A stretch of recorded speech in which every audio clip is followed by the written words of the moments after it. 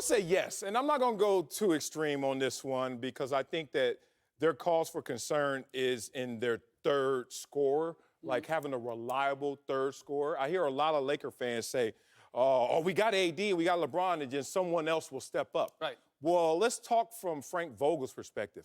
He would like to know who's going to always step up. And that's the issue I saw last night. Once again, you have Kyle Kuzma as your best third scorer, and it's been Danny Green at times. It's been Avery Bradley against the Clippers. But that carousel is not something that you can rely on, and I think that's an issue what I saw with the Lakers. The workload for AD and LeBron is heavier than any other team that we're really thinking is a contender, especially the Clippers. So I think that bench scoring needs to step up in a reliable third scorer. That's what I saw. I'm not worried about the scoring, but yes, it is cause for concern because it was so predictable.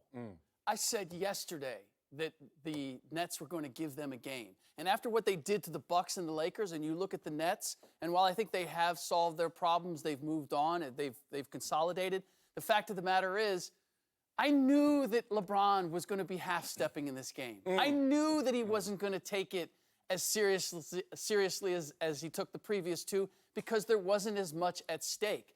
I'm not worried about the scoring. What I'm worried about is when LeBron decides, you know what, I'm going to kind of mess around with this game. Everybody else on the Lakers messes around with the game. Yeah. And then he flipped the switch later. The rest of this team isn't talented enough to flip the switch. So my problem is that they go exactly as LeBron goes. They don't have anybody else who is going to be the motivating factor, who is going to stir the pot, who is going to provide that energy, or, dare I say, go to LeBron and say, hey, dude, we got a game to win here. Like, name me somebody on that coaching staff or on that roster who, when LeBron decides, you know what, I'm going to kind of dance with Taurean Prince a little bit here. What are you doing dancing with Taurean Prince? What are we doing? That's going to go, hey, look, let's take this seriously. Stop playing. Let's go after, get it.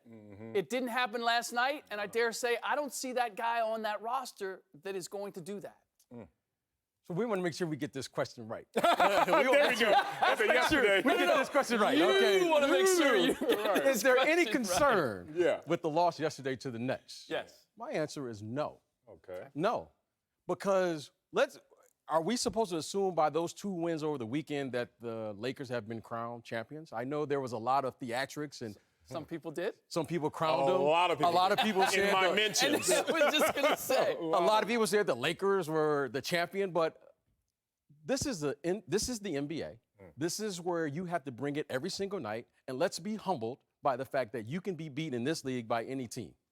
That we know. Okay. Now, the Lakers, for sure, what they did accomplish is to show everyone that they are serious. They did put their name in the hat of a lot of teams, all right? In particular, we're talking about the Clippers, we're talking about the Lakers, we're talking about Milwaukee, who are teams who really feel they have a chance to win. So I think, if anything, that they have been humbled to know that, no, even though they did win this weekend, that nothing has been accomplished. And I think right now, you know, game on. I can hear where you're coming from because I want to push back but also give you some props too, Rick. I want to push back on the Lakers' mentality and LeBron kind of lollygagging because when you get into a playoff setting, no matter who you play, if it's Memphis, Lakers, Memphis 1-8, they're going to be fully loaded, fully engaged. Like in the playoffs, all the jokes are aside. It's time to go get real. So even if LeBron wants to jog through a post-Clippers Milwaukee game against the Nets, he can't have that luxury in the playoffs. Right. But I will give you props for it's an issue with this team that no one has enough job security, enough internal fortitude, enough to just stand up to LeBron and say, hey, man, we got 82 of these. If you're going to step out here, let's get it right. No one can step to LeBron. LeBron has to lead that, and if he's not in that position of leading it, no one's going to do any different. Sure. I like that point. Well, the other, and I'm reminded of this just because of the Warriors, and we're going to talk about one of their guys in a little bit, which is that Draymond Green was the fire starter for them. Like, Steph Curry is looked at as the leader, and they had different guys over the course of their 5-year run that would step up.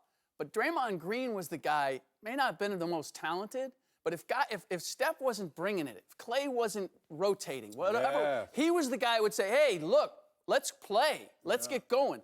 Mark Jackson was doing that initially as the head coach. Steve Kerr is capable of that. I just don't see that element outside of LeBron with this team Other guys who are going to say, hey, listen, we need to collectively step up. That puts a lot of burden on LeBron James. And even with the Clippers, I don't see that. And I haven't seen that with previous LeBron James teams. They've had other leaders who could step up and say, this is the way we need to play. They're so emotionally dependent on LeBron, and some of them job dependent on LeBron. Like, AD is here because they gave up the farm for him, and LeBron's like, you know, you always owe me one for getting you here, right? I mean, you look at the coaching staff, Frank Vogel, after the game is saying, hey, my guys tried. No, they didn't. Yeah. If they tried, they would have won that game easily, but he can't say it.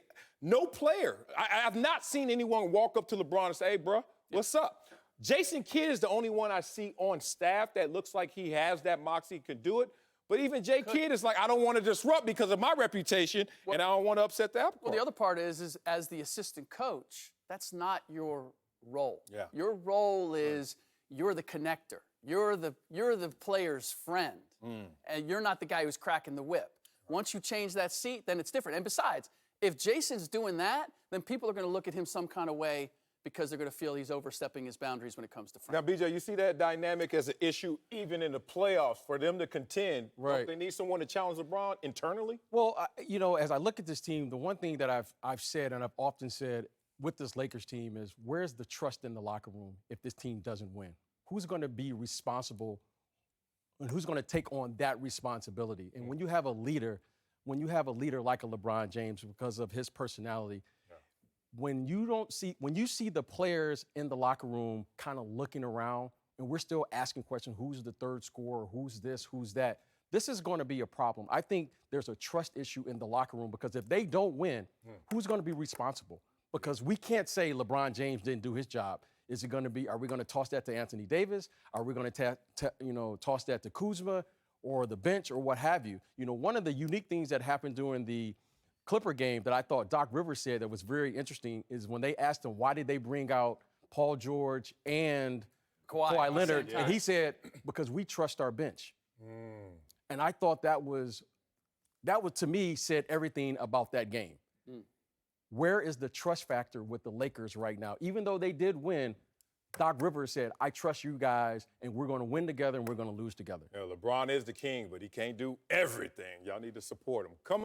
Thanks for watching. Subscribe here to get the latest from the show, and be sure to check out more of the best clips from Speak For Yourself, or go watch a few segments from our other shows on FS1.